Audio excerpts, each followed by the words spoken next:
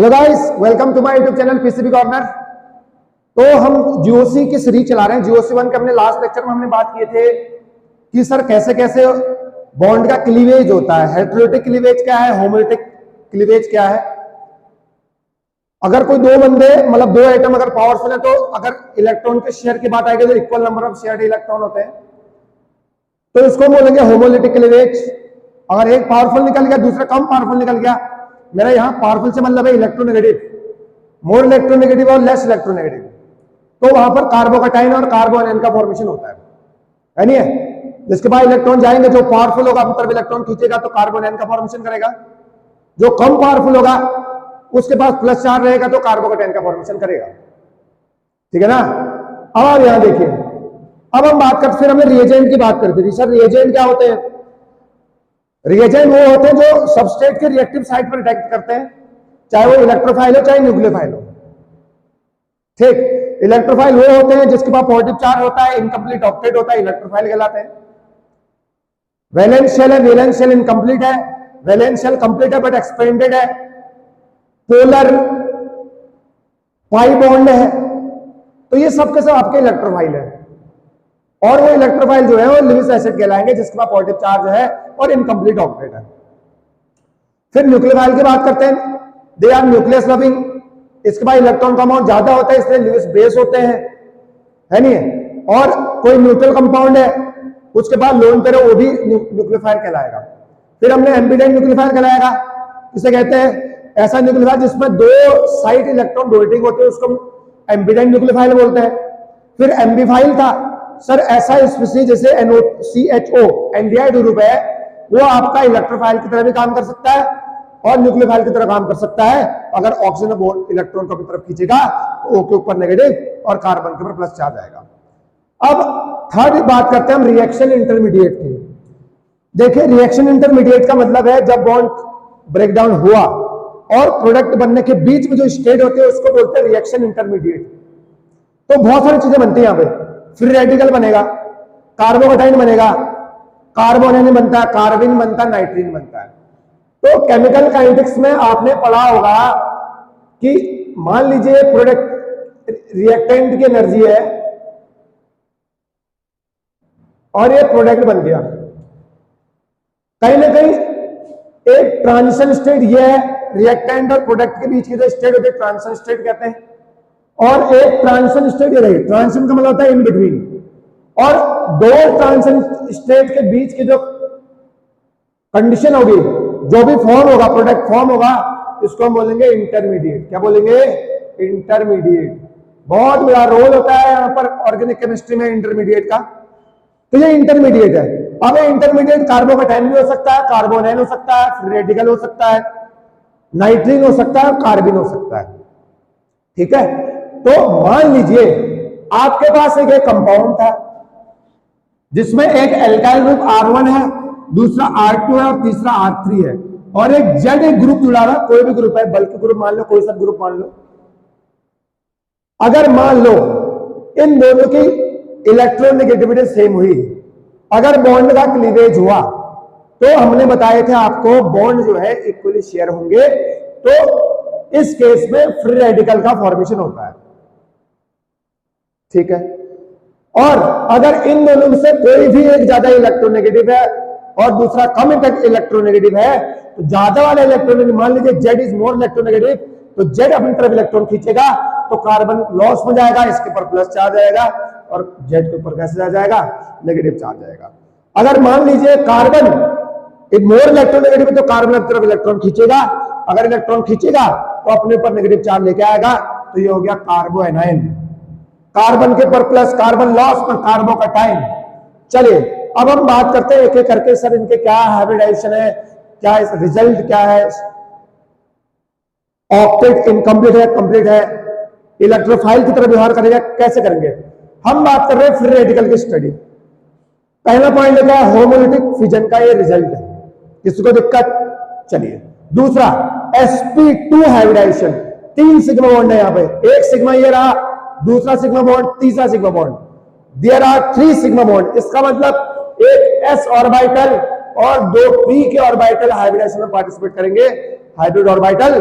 तो ये बन गया sp2। क्या बन गया? sp2 हाइब्रिडाइजेशन इसकी होगी। एक s हाइब्रिड ऑर्बिटल और 2 p के हाइब्रिड ऑर्बिटल अगर पार्टिसिपेट कर रहे हैं हाइब्रिडाइजेशन में तो ये बनेगा sp2 हाइब्रिडाइजेशन। और अगर इसका स्ट्रक्चर देखें, ज्योमेट्री देखेंगे तो ये कहलाएगा ट्राइगोनल प्लेनर। तो ट्राइगोनल प्लेनर की अगर हम बात करें तो ये कुछ इस तरीके से होगा, ये R1, ये R2 और ये R3, ठीक है ना, और ये वैलेंस शेल हो गया इसके R1, R2 and R3, 3 he bond है, इसलिए ये हो गया ट्राइगोनल प्लेनर। इसकी जो ज्योमेट्री होगी ये होगा ट्राइगोनल प्लेनर। अगर हम बात करेंगे सर कितने इलेक्ट्रॉन है इसके पास, देख लीजिए, एक इलेक्ट्रॉन ये है, दूसरा, तीसरा, चौथा, पांचवा, छठा और 7th इलेक्ट्रॉन है। तो वैलेंस शेल में जो है 7 इलेक्ट्रॉन प्रेजेंट है, तो ये हो गए वैलेंस शेल 7 इलेक्ट्रॉन। अगला ऑक्टेट इनकम्प्लीट। अब जो फ्री रेडिकल है हमेशा ऑक्टेट इनकम्प्लीट होगा। क्यों सर? क्योंकि 7 ही इलेक्ट्रॉन आउटर मोस्ट शेल में, तो ये कहलाएगा ऑक्टेट इज इनकम्प्लीट। चलिए, अब कल ही हम बात किए थे, अगर ऑक्टेट इनकम्प्लीट है इसका मतलब है इसको इलेक्ट्रॉन का रिक्वायरमेंट है, इलेक्ट्रॉन की रिक्वायरमेंट है, तो ये इलेक्ट्रोफाइल की तरह काम करेगा। किसकी तरह काम करेगा? इलेक्ट्रोफाइल की तरह काम करेगा।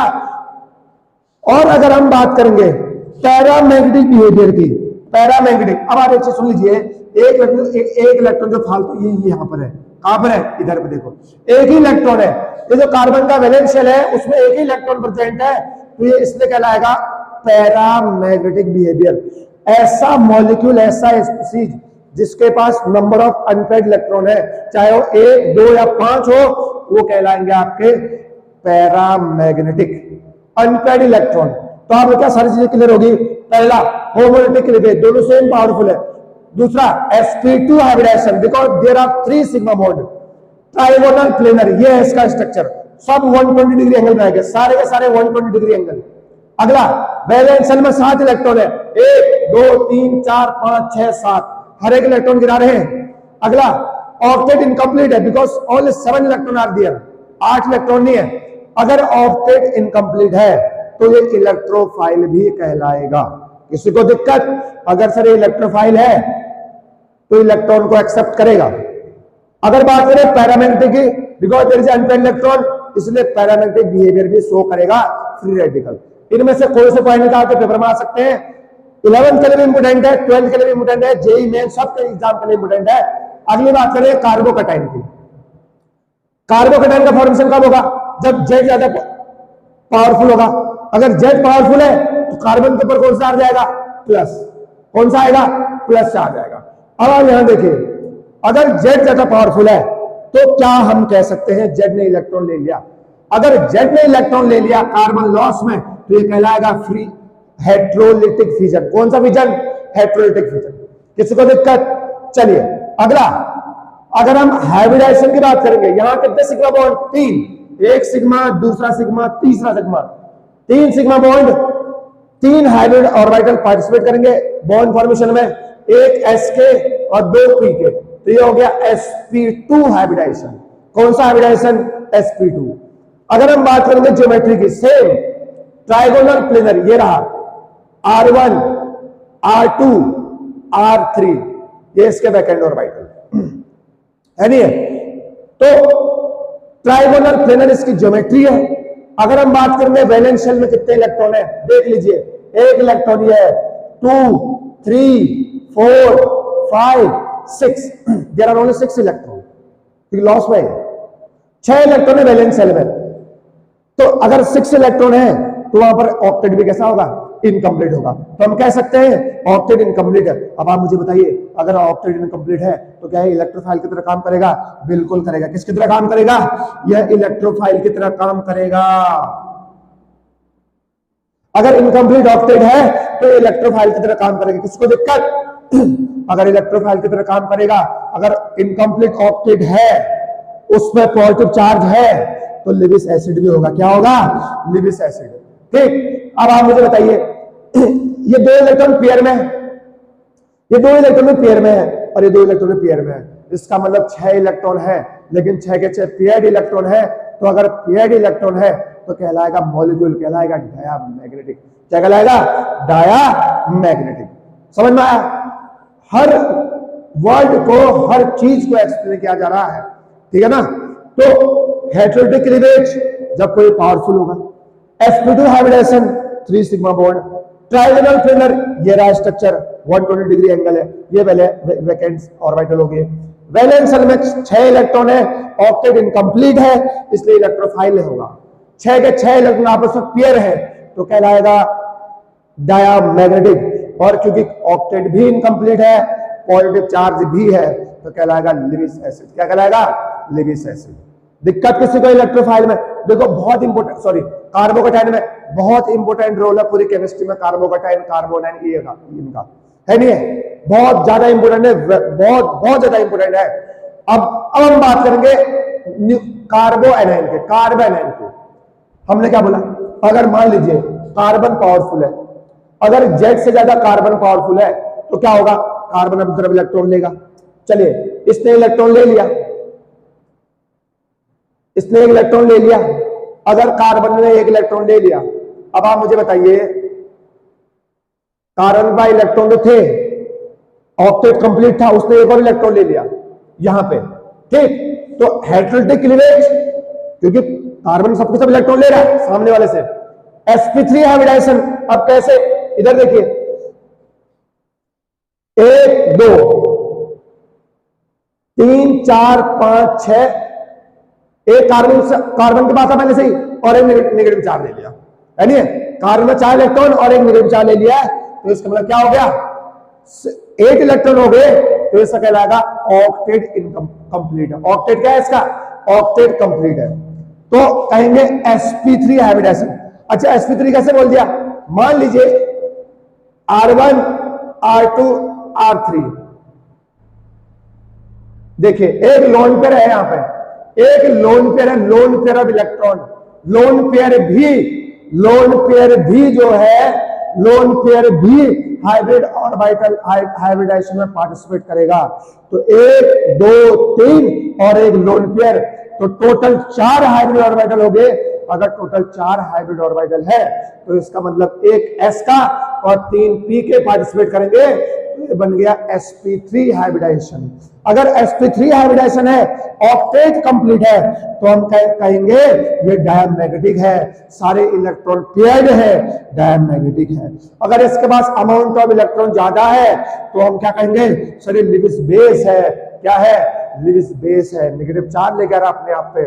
सर न्यूक्लियोफाइल की तरह काम करेगा क्योंकि उसके पास नेगेटिव चार्ज है, नेगेटिव चार्ज है। वैलेंस शेल कंप्लीट है, 8 के 8 इलेक्ट्रॉन है इसके पास, वैलेंस शेल में 1 इलेक्ट्रॉन कंप्लीट है। ट्राइगोनल पिरामिडल इसका स्ट्रक्चर होता है, ये रहा r1 r2 r3, ये इसका लोन पेयर, यह इसका स्ट्रक्चर है। तो ये बच गया ट्राइगोनल पिरामिडल, या टेट्राहेड्रल बोल सकते हैं इसको, ठीक है ना। Carbon and heterolytic fission, sp3 hybridization को बोला, 3 सिग्मा बॉन्ड 1 लोन पेयर, तो ये स्ट्रक्चर हो गया ट्राइगोनल पिरामिडल या टेट्राहेड्रल। वैलेंस शेल कंप्लीट है, 8 का 8 इलेक्ट्रॉन है, न्यूक्लियोफाइल कहलाएगा क्योंकि नेगेटिव चार्ज है, और ऑक्टेट कंप्लीट है क्योंकि सारे इलेक्ट्रॉन पेयर्ड है, तो ये कहलाएगा डायामैग्नेटिक। Any problem? और लेविस बेस भी है क्योंकि नेगेटिव चार्ज भी है। तो ये था फ्री रेडिकल, ये था कार्बोकैटायन, ये थे कार्बोएनाइन। बहुत इंपोर्टेंट है, आपको पूरा याद रखना है, ठीक है ना। अब 2 और बच गए, कार्बिन और नाइट्रीन, उसको पढ़ते हैं, फिर रिएक्शन इंटरमीडिएट को समाप्त करते हैं। चलिए आगे आगे चलते हैं, कार्बिन के बारे में डिस्कस करते हैं। 3 चीजें हम पढ़ चुके हैं, free radical intermediate, carbocation intermediate और कार्बोनाइन इंटरमीडिएट। बहुत इंपोर्टेंट है, वेरी इंपोर्टेंट। अब हम बात करते हैं कार्बिन और नाइट्रीन की। अगर हम कार्बिन के बारे में डिस्कस करें इन पॉइंट्स को पढ़ने से पहले, देख लीजिए, 1 मिनट देख लीजिए, ये कार्बिन है, कार्बिन का स्ट्रक्चर ऐसा है, ये H, ये वैकेंट ऑर्बिटल, और इसमें 2 इलेक्ट्रॉन जो है वो नॉन बॉन्डेड है। अब आप यहां ध्यान सुनिए, कार्बन एक ऐसा स्ट्रक्चर है, सॉरी कार्बीन एक ऐसा स्ट्रक्चर है जिसमें कार्बन जो है ना दो non bonded atom monovalent atom के साथ अटैच होगा। ये भी मोनोवैलेंट है और ये भी मोनोवैलेंट है। अगर कार्बन से दो मोनोवैलेंट एटम बॉन्ड बना रहे हैं और दो नॉन बॉन्डेड इलेक्ट्रॉन है, ये दो इलेक्ट्रॉन जो है वो नॉन बॉन्डेड है। क्या है? Non bonded. तो दुनिया में ऐसे स्ट्रक्चर को बोला जाता है कार्बीन। क्या बोलते हैं? कार्बीन। जैसा कि लिखा गया है, it is a neutral carbon. अच्छा, न्यूट्रल क्यों बोला सर? इनकम्प्लीट तो ऑक्टेट तो इनकम्प्लीट है, बट कोई चार्ज नहीं है इसके पास, ना प्लस ना माइनस, इसलिए न्यूट्रल हो गया। Carbon is a neutral compound species in which the carbon atom is bonded to two monovalent, देखो monovalent, two monovalent atom और group and carries two non bonded electron। जैसा हमने बताया था, कार्बन में कार्बन दो मोनोवैलेंट एटम के साथ अटैच होगा और दो नॉन बॉन्डेड इलेक्ट्रॉन होंगे। तो दुनिया में ऐसे स्ट्रक्चर को बोला जाता है कार्बन। इसको देखे क्या लग रहा है? इलेक्ट्रोफाइल की तरह। क्यों सर? ऑक्टेट पूरा है नहीं और वैलेंशियल है, तो ये इलेक्ट्रोफाइल हो गया। 6 electron in outer most shell, 1 2 3 4 5 और 6। There are 6 electron in outer most shell. तो हम कहेंगे क्योंकि ये इनकम्प्लीट ऑक्टेट हो गया, तो सिंपल सा फंडा है, इलेक्ट्रोफाइल कहलाएगा। और न्यूट्रल मॉलिक्यूल है, पता है आपको, न्यूट्रल स्पीसीज है, कोई चार्ज नहीं है। और 4 इलेक्ट्रॉन कैसे बॉन्डेड है? 1 2 3 4 electron are bonded and 2 are non bonded electron. तो एक्चुअली में ये कह रहा था कार्बीन। जैसे मान लीजिए एक और एग्जांपल कर लें, ये कार्बीन है, ये इसका लोन वैकेंट ऑर्बिटल है, यहाँ 2 इलेक्ट्रॉन खाली भरे हुए हैं। ये मान लो क्लोरीन है, भी क्लोरीन है। देखिए क्या क्लोरीन मोनोवैलेंट है? ये भी मोनोवैलेंट है, ये भी मोनोवैलेंट है। कार्बन दो मोनोवैलेंट एटम के साथ अटैच होगा और साथ में 2 इलेक्ट्रॉन जो है फ्री होंगे, तो ये कह रहा है कार्बीन। इसका नाम हो जाएगा dichlorocarbene. Intermediate in carbon reaction given by primary amine, product is isocyanide, rotten egg like smell. ठीक है ना? तो ये होगा डाइक्लोरोकार्बन। तो कार्बन की प्रॉपर्टी है, स्ट्रक्चर याद करो, सारी प्रॉपर्टी याद आ जाएगी सामने, बिल्कुल फ्रेम हो जाएगी। अब हम बात करते हैं नाइट्रीन की। चलिए, अगर नाइट्रीन के बारे में हम बात करें, ये नाइट्रोजन, ये आउटर मोस्ट है 5 इलेक्ट्रॉन, 1 2 3 4 और ये 5, और ये X कोई ग्रुप है। मान लीजिए नाइट्रोजन एक मोनोवैलेंट एटम के साथ बॉन्ड बना रहा है और उसके 4 इलेक्ट्रॉन जो है नॉन बॉन्डेड है, तो ये कहलाएगा नाइट्रीन। क्लोरीन जो है क्लोरोनाइट्रीन। Any problem? तो इसके वजह से प्रॉपर्टी पढ़ लो इसकी। Nitrogen neutral nitrogen species in which the nitrogen is bonded with 1 monovalent atom और ग्रुप। जरूरी ग्रुप भी हो सकता है, बट एक ही इलेक्ट्रॉन डोनेट करेगा। ठीक है ना? And carries 4 non bonded electron. देखो 1 2 3 4, इनको बोलते हैं नॉन बॉन्डेड, जो बॉन्ड नहीं बना रहे हैं, जो फ्री है, वहां पे खाली बैठे हैं। It behaves as electrophile.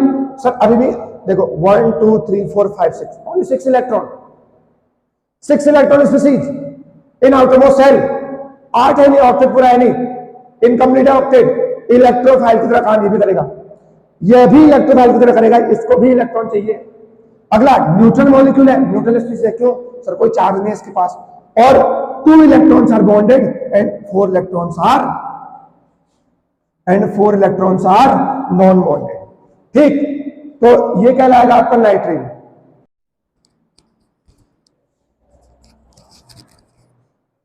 तो यार ये थे रिएक्शन इंटरमीडिएट के बारे में इंफॉर्मेशन। एक चीज हम स्पष्ट कराना चाह रहे हैं, यहां से क्लियरिफाई कराना चाह रहा हूं। देखो JOC1 एक बार कंप्लीट होने दीजिए। ये तो आपका थ्योरी वाला पार्ट था जो आपको समझना था। अब जो अगला आ रहा है इलेक्ट्रॉनिक इफेक्ट, जिसके अंदर inductive effect, hyper conjugation, resonance और एरोमेटिक कंपाउंड, ये 4 अगर आपने पढ़ लिए डिटेल में, अगर आपको 100% समझ में आ गया, तो ऑर्गेनिक केमिस्ट्री आपकी ऐसे होगी। जब हम GOC 2 में जाएंगे तो ये GOC 1 जो है ना बेसिक बेस है, बेस बहुत इंपॉर्टेंट है। तो GOC 2 में जाएंगे तो आपको रिएक्शन समझ में आएगा, अरे हाँ इलेक्ट्रोफाइल अटैक करेगा सर, सबस्ट्रेट के रिएक्टिव साइड पर अटैक करेगा, इलेक्ट्रोफाइल है सर, न्यूक्लियोफाइल को हाँ कुछ ना कुछ ये सुना है। तो कहीं ना कहीं बहुत फर्क पड़ता है। तो जब आप समझेंगे ना कार्बोकेटाइन क्या होता है, कार्बोकेटाइन क्या होता है, मैं बताऊंगा सर। कार्बोकेटाइन जो होता है इलेक्ट्रॉन क्या है, कार्बोकेटाइन होता है जिसका इलेक्ट्रॉन कमी होती है। इसके बाद न्यूक्लियोफाइल आके अटैक करेगा, ओ माय गॉड, तब आएगा आपको समझ आ रहा है, हाँ अब आई बात समझ में, आज तक समझ नहीं आएगी आपको। तो डिटेल में मतलब बहुत पढ़ना बहुत जरूरी है, थोड़ा सा रिविजन करिए आप बस। मैक्सिमम है जितना हम कंटेंट करा रहे हैं यहाँ पे, maximum more than enough for any exam, JEE NEET कोई भी एग्जाम हो, 11 12 बेसिक बहुत जरूरी है। और नई तरीके से पढ़ाएंगे, बिल्कुल स्टाइल अलग होगा ऑर्गेनिक केमिस्ट्री पढ़ाने का। GOC 1 एंड GOC 2 अलग ही स्टाइल होगा, हर क्वेश्चन कराएंगे यहाँ पे, ठीक, पूरे डाउट क्लियर होंगे और डिटेल में स्टडी करेंगे हम। और ये तो रिएक्शन इंटरमीडिएट के बारे में इंफॉर्मेशन, ठीक। तो जब हम अगले लेक्चर में आएंगे तो हम बात करेंगे सर इलेक्ट्रॉनिक इफेक्ट क्या होते हैं, एक एक करके पढ़ाएंगे। एक दिन इंडक्टिव इफेक्ट, पूरे क्वेश्चन, पूरा कॉन्सेप्ट, कैसे कैसे क्वेश्चन बनाएंगे, एसिडिक स्ट्रेंथ ऑर्डर क्या होता है, बेसिक ऑर्डर क्या है, ठीक है ना। चलिए, तब तक के लिए थोड़ा सा रिवीजन करिए आप घर पे, ठीक है ना। Till then have a nice day, thank you so much.